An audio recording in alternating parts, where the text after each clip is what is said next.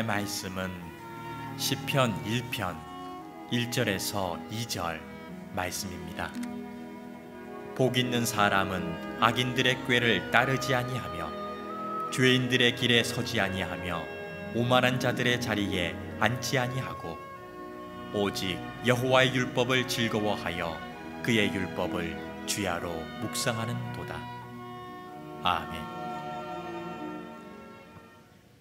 언제부턴가 습관에 대한 관심이 굉장히 높아졌습니다. 물론 과거서부터도 습관은 되게 중요한 키워드였겠지만 언제부턴가 성공하는 사람들이 어떤 습관을 갖는지에 대한 그런 관심을 갖는가 하면 나의 삶이 지금보다 어떻게 하면 더 나은 방향으로 가기 위해 내가 습관을 봐야 될까, 또 다스려야 할까에 대해 수많은 출판물들이 쏟아져 나왔습니다.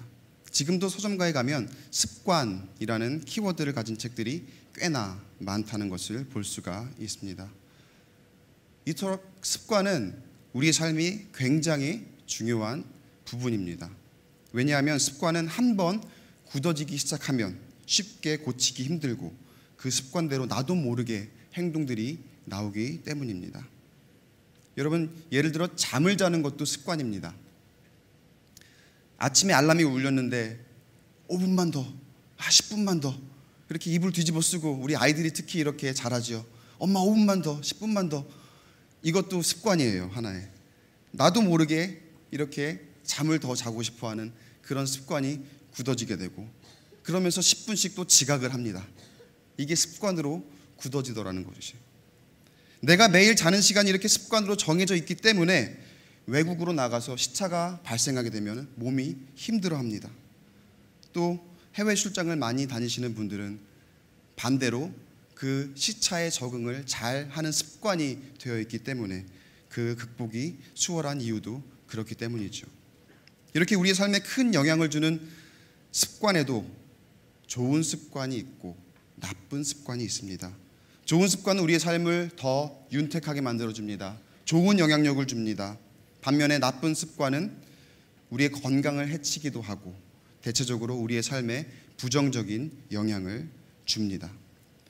그럼 행복하기 위해서는 우리가 어떤 습관을 가져야 할까요? 좋은 습관일까요? 나쁜 습관일까요? 당연히 좋은 습관이겠지요. 그럼 그 좋은 습관이라는 것은 과연 어떤 것일까요?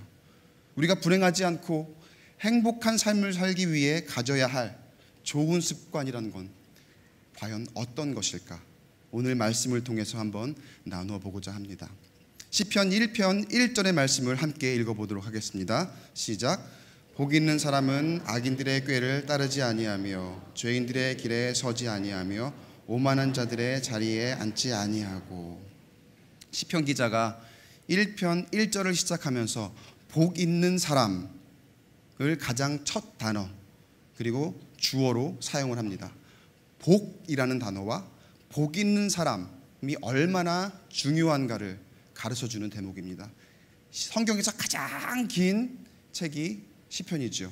그 중에 1편 1절의 제일 첫 단어가 복 있는 사람이에요. 복이에요. 얼마나 중요한지를 알려주는 대목입니다. 또 시편을 보면 복이라는 단어가 엄청나게 많이 나옵니다. 50번 이상 복이라는 단어가 나오는데 히브리어로 아쉐레이라고 하는 단어입니다. 한번 따라해 볼까요? 아쉐레이. 다시 한번 아쉐레이. 이 발음을 잘 하셔야 돼요. 아쉐레이. 행복한이라는 뜻이에요. 축복된. 복이라고 하는 개념이 하나님께서 굉장히 중요하게 여기시는 가치임에는 틀림이 없습니다. 이 아쉐레이라는 단어가 시편에만 해도 50번 이상이 나옵니다. 그럼 시편에서 이렇게 많이 기록되면서 강조하고 있는 이 복이라는 것, 과연 무엇을 말하고 있는 것일까요? 여러분, 영어로 해피하다고 하면은 행복하다고 하죠. 그럼 그 행복이란 건 또 무엇일까요? 우리 모두 행복이란 그 두자, 행복이란 단어, 행복을 추구하면서 살아가고 있습니다. 인생의 목적이 무엇입니까? 라고 물어보면 행복하기 위해서 삽니다 라고 대답하는 경우를 상당히 많이 보죠. 행복 자체가 인생의 목적인 경우가 참 많습니다. 그렇다면 여러분의 경우는 어떠십니까? 여러분 동의하십니까? 행복을 위해 살고 계십니까? 맞습니까? 우리 모두 행복을 위해 삽니다. 행복을 바라고 사는 거예요. 그럼 뭐예요? 복을 바라고 산다는 거죠. 그럼 기복신앙이네요. 사람들이 그렇게 쉽게 비판하는, 우리 크리스찬들이 기복신앙만 가지고 산다고 그렇게 비판하는 그 기복신앙이겠네요. 맞습니다. 우리 모두 그 기복신앙을 가지고 살아가고 있습니다. 그런데 우리가 기존에 알고 있던 그 비판받던 그 기복신앙과 다른 기복신앙이에요. 기복신앙의 복의 개념에 따라 틀린 거예요. 우리가 일반적으로 좋아하는 복은요, 물질의 복이고요, 그리고 풍요롭고 부유하게 사는 복, 그게 우리가 일반적으로 알고 그리고 추구하는 복이에요. 예수 잘 믿으면 풍요롭게 사는 게 맞는 것이냐라고 하는 것에 대해서도 이미 예전에 논란이 미국에서도 한때 있었습니다. Prosperity Gospel이라고 해서 번영복음이라고 하는 게 있습니다. 캐딜락, 굉장히 과거에 그 번영복음이 한창이었을 때는 그 캐딜락이라는 차가 굉장히 고급차였습니다. 그 캐딜락을 타느냐 아니냐에 따라서 예수 잘 믿어 복을 받았느냐 아니면 복을 받지 못했느냐라고 여기는 그런 행태까지도 있었던 때가, 그런 논란이 있었을 때였습니다. 그러나 성경은 복 있는 사람이 돈과 물질을 가진 사람이라고 성경 그 어느 곳에서도 이야기하고 있지 않습니다. 그런 번영복음을 그대로 들여와서 예수 잘 믿으면 복 받고 풍요롭게 산다는 일그러진 번영신앙, 기복신앙이 우리 안에 자리 잡기도 했었죠. 번영복음에서 말하는 그 복은 보상입니다. 사실은 복이 아니라 보상이에요. 그러나 성경에서 말하고 있는 복은 절대로 그런 보상의 의미가 아닙니다. 그럼 성경에서 말하고 있는 복 있는 사람, 복 있는 사람은 무엇입니까? 누구입니까? 오늘 말씀 1절을 다시 한번 보면, 복 있는 사람은 악인들의 꾀를 따르지 아니하며 죄인들의 길에 서지 아니하며 오만한 자들의 자리에 앉지 아니하고. 복 있는 사람은 부모를 잘 만나서 금수저를 물고 태어났고 좋은 대학을 나왔으며 대기업에 입사해 높은 연봉을 받으며 11조를 많이 하는 사람입니다. 복 있는 사람에 대해 이런 기준을 성경 어디를 봐도 비슷한 부분도 찾아볼 수 없습니다.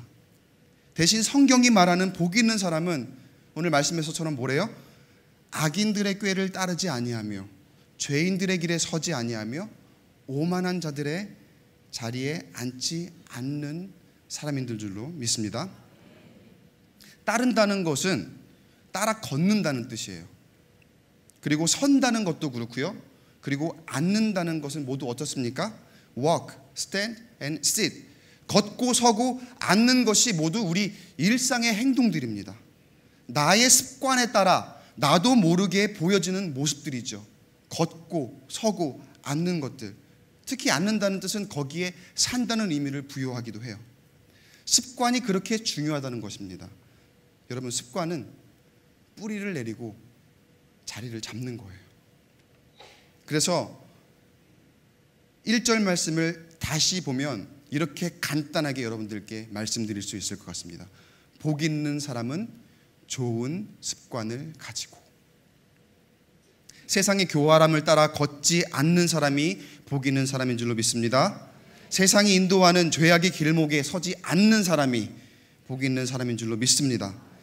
다른 사람을 짓누르고 밟고 올라서서 거만한 모습을 보이지 않는 사람이 복 있는 사람인 줄로 믿습니다.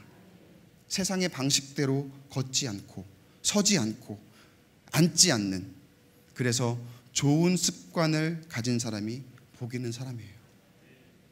좋은 습관의 내용이 조금 더 구체적으로 2절에 계속되는데 2절을 함께 읽어보도록 하겠습니다. 시작. 오직 여호와의 율법을 즐거워하여 그의 율법을 주야로 묵상하는도다. 아멘. 여기에서 시편 기자가 말하고 있는 율법이라는 걸 한번 보세요. 보통 율법이라고 하면은 모세가 하나님께 받은 계명이고 출애굽기 신명기서에 나오는 당시 이스라엘 백성들이 지켜야 하는 그 율법을 우리가 떠올립니다. 순종하면 먹을 것을 주시고, 그리고 전쟁에 이기게 하는 보상을 주시고, 불순종하면 나에게 벌을 내리시는 그런 율법이죠. 그런데 시편 기자가 오늘 말씀을 통해서 우리에게 전해주는 율법은 단순히 순종하면 보상이고 불순종하면 벌을 내리시는 그런 율법이 아니에요. 시편 기자가 우리가 밤낮으로 묵상하고 즐거워하기를 바라는 심정으로 노래한 이 율법이란 게 어떤 것이냐 하면 하나님을 의지하는 것입니다. 하나님을 신뢰하는 것입니다. 예레미야 17장 7절을 보면 이런 말씀이 있습니다. 무릇 여호와를 의지하며 여호와를 의뢰하는 그 사람은 복을 받을 것이니라. 복을 받을 사람이 어떤 사람이라고 하죠? 여호와를 의지하는 사람이에요. 여호와를 의뢰하는 사람이에요. 율법을 묵상하고 즐거워한다라는 습관은 율법을 달달달달달 외우고 그대로 행해서 보상받고 또 어기면 벌을 받고 하는 그런 것이 아니라 여호와를 의지하고 여호와를 신뢰하고 의뢰하는 그런 습관을 가지라는 거예요. 그래서 바로 시편 기자가 우리에게 전하고픈 그 율법은 바로 우리가 올바른 습관, 그런 습관을 가지라는 거예요.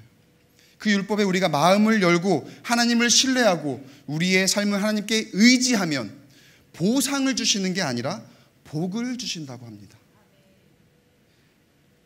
제가 맡고 있는 우리 틴즈파이어 학생들도 그렇고 요즘 아이들이 조금만 참고 부모가 인도하는 대로 좀 기다려주면 정말 자신들은 상상도 할 수 없는 큰 복이 기다리고 있는데 그걸 잘 몰라요. 잘 말 안 듣죠. 사실 그걸 잘 모를 수밖에 없죠.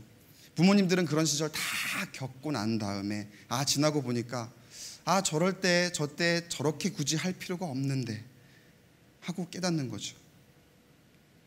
솔직히 인정하세요. 지금 아이들보다 더 하셨던 분들도 계시잖아요. 저도 예전 과거 시절을 되돌아보면은 지금 아이들이 더 나은 아이들도 좀 많이 있습니다. 누구나 다 겪는 과정인데도 당장 재미없고 그리고 어렵고 고통스러운 것들을 참 참기 힘들어합니다. 그래서 부모님의 인도를 거부하고 선생님의 인도를 거부합니다. 그 시절 다 겪고 살아본 그 부모를 의지하지 않고 지금의 재미를 위해 게임에 매진합니다. 스마트폰에 열중합니다. 조금만 기다리면 대학생이 되어 예쁘게 마음껏 꾸밀 수 있고 멋지게 꾸밀 수 있는데 지금부터 겉모습이 대학생이 되고 싶어 합니다. 그리고 이러죠. 엄마 아빠는 절대 이해 못할 거야. 엄마 아빠는 절대 이해 못할 거야 라고 그렇게 얘기한다고 해요. 하면서 이렇게 부모님들하고 말도 안 섞으려고 사춘기를 보내죠. 사실 부모님들이 그 다음에 어떤 일이 일어날지까지 다 알고 있잖아요. 얘가 그 겪었던 거 다 겪으셨고 지금 절대 이해하지 못할 거라는 그 다음 일까지 어떤 일이 일어날지 다 알고 있는데 아이들은 그때의 그 현재의 모습이 다인 줄 알고 그렇게 의지하지 않고 나중에 나중에 다가올 그 복을 기다리지 못하는 그런 경우를 많이 보게 됩니다. 우리도 하나님을 의지하며 하나님의 뜻을 기다리는 데에 서툰 때가 참 많이 있습니다. 사랑하는 성도 여러분, 하나님을 의지하고 기다릴 줄 아는 저와 여러분 되기를 축원합니다. 그런 복을 주신다니까요. 그런 보상이 아니라 복을 주신다는데 그 복은 뭡니까? 예레미야 17장 8절을 이어서 읽어봅니다. 그는 물가에 심어진 나무가 그 뿌리를 강변에 뻗치고 더위가 올지라도 두려워하지 아니하며 그 잎이 청정하며 가무는 해에도 걱정이 없고 결실이 그치지 아니함 같으리라. 그리스도인이 추구하는 복은 우리가 하나님을 신뢰하며 하나님을 의지할 때 생명의 근원이 되시는 하나님께서 어떠한 상황에서도 나의 삶이 행복할 수 있도록 행복의 공급원이 되어주신다는 사실, 그게 복인 줄 믿으시기 바랍니다. 물질을 넘치도록 채워주시는 것이 복이 아니라 무슨 일이 있어도 어떠한 상황이 나에게 닥쳐와도 내가 하나님으로 인해서 주님 한 분만으로 인해서 행복을 느끼게 해주신다는 거예요.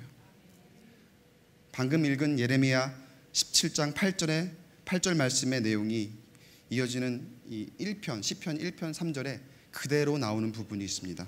한번 3절을 읽어볼까요? 시작. 그는 시냇가에 심은 나무가 철을 따라 열매를 맺으며 그 잎사귀가 마르지 아니함 같으니 그가 하는 모든 일이 다 형통하리로다. 복 있는 사람은 하는 일이 다 형통하리로다 말씀합니다. 형통하라고 하니까 내가 원하고 내가 바라는 것 다 되는 게 형통인 줄 알고 있는 때가 많은데, 형통은 여러분 나에서부터 시작되는 형통이 아닙니다. 형통은 내 마음의 계획과 열망을 이루는 것이 아니라 하나님과 통하는 것인 줄로 믿으시기 바랍니다. 그게 시편 기자가 우리에게 말하고 있는 형통이에요. 형통이 시작되는 것이 어디가 되어야 한다고요? 하나님입니다. 나의 생각과 나의 계획이 아니고요. 나의 삶의 형통의 목적은 무엇입니까? 나의 부와 나의 명예와 나의 윤택한 삶입니까? 아니면 하나님을 기쁘시게 하는 삶입니까? 형통의 개념을 바로 정리하시기 바랍니다. 요한복음 4장 14절에서 예수님께서 이렇게 말씀하세요. 내가 주는 물을 마시는 자는 영원히 목마르지 아니하리니 내가 주는 물은 그 속에서 영생하도록 솟아나는 샘물이 되리라. 예수 그리스도를 믿는 사람은 영원히 목마르지 않도록 영생의 물을 계속해서 공급받는 시냇가에 심은 나무와 같게 되는 줄로 믿으시기 바랍니다. 이게 형통이에요. 나의 열망과 나의 욕망과 내가 바라는 것을 하나님께 기도해서 이루는 게, 그게 만사형통이 아니고요. 내가 그 시냇가에 뿌리를 댄 나무와 같이 늘 그 생명의 근원을 공급받는, 그 물을 공급받는 그 상태, 그게 바로 형통이라는 거예요. 목마르지 않도록 계속해서 생명의 물을 공급받고 영원한 생명을 사는 것, 예수 그리스도를 통한 구원의 기쁨을 체험한 사람이 바로 형통한 사람이고 복 있는 사람인 줄 믿으시기 바랍니다. 형통의 개념을 잘못 잡고요, 그리고 목적을 제대로 설정하지 않으면 우리는 세상의 개념에, 그 세상의 형통의 개념에 끌려가기 너무나 쉽습니다. 처음에 끌려가는 건 너무나 쉽지만 그렇게 쉽게 끌려간 것에 비해서 그 결과는 극단적으로 절망적입니다. 부정적입니다. 시편 기자는 그 결과를 6절에서 이렇게 표현합니다. 악인의 길은 망할 것이다. 여러분, 시편은 시를 모아놓은 책들이잖아요. 성경이잖아요. 그래서 시적인 표현들과 운율을 설정해 놓은 경우가 굉장히 많이 있습니다. 시편 1편도 시적인 표현이라고 할 수 있는 부분이 한 군데 있습니다. 아까 먼저 보았던 히브리어 단어 아쉐레이라는 단어가 있죠. 행복한이라는 단어죠. 이 단어가 히브리어 알파벳의 첫 글자, 여러분들이 이 단어를 보면은 오른쪽에서부터 왼쪽으로 읽어가는 거예요. 저 첫 글자가 알레프라고 해갖고 히브리어의 가장 첫 알파벳입니다. 1장을 가장 첫 알파벳으로 시작하는 단어로 행복한이라고 이렇게 표현을 합니다. 그리고 1편 6절의 맨 마지막 단어를 멸망하다라는 단어로 표현을 했는데, 그 히브리어의 단어는 이런 단어예요. 토베이드. 한번 따라해 볼까요? 토베이드. 멸망하다라는 뜻이에요. 오른쪽에서부터 왼쪽으로 읽어가는 건데, 이것도 저 알파벳이 히브리어의 맨 끝 알파벳이에요. 그러니까 맨 마지막 단어는 히브리어의 맨 마지막 알파벳으로 시작하는 단어로 끝을 맺었다는 거예요. 그렇게 극단적인 대비를 일어났다는 거예요.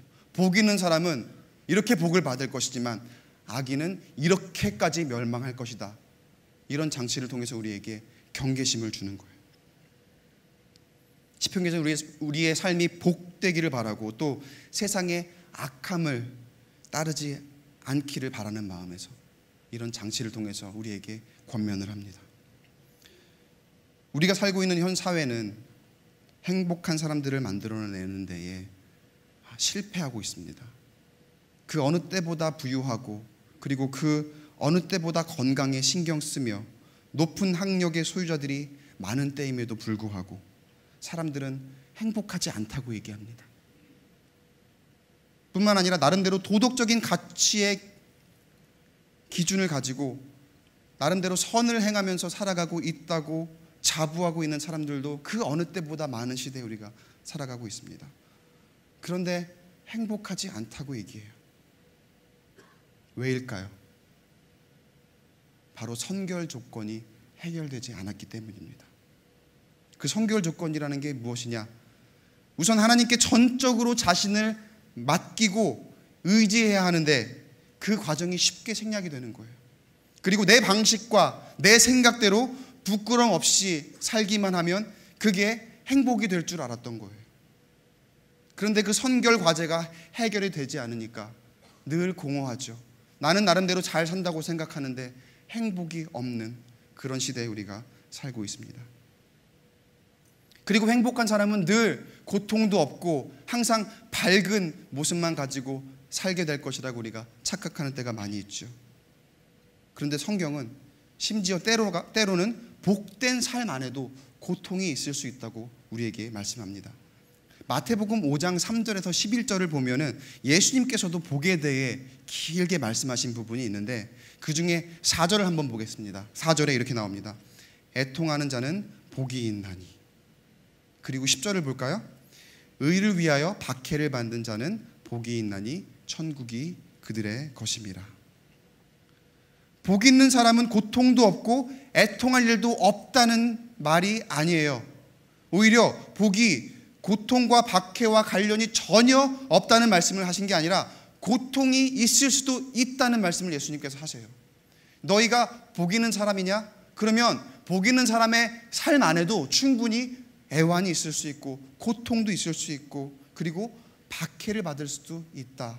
그러나 너희가 복 있는 사람이기 때문에 그 결과는 내가 보장하겠다. 너희는 구원받은 사람이다.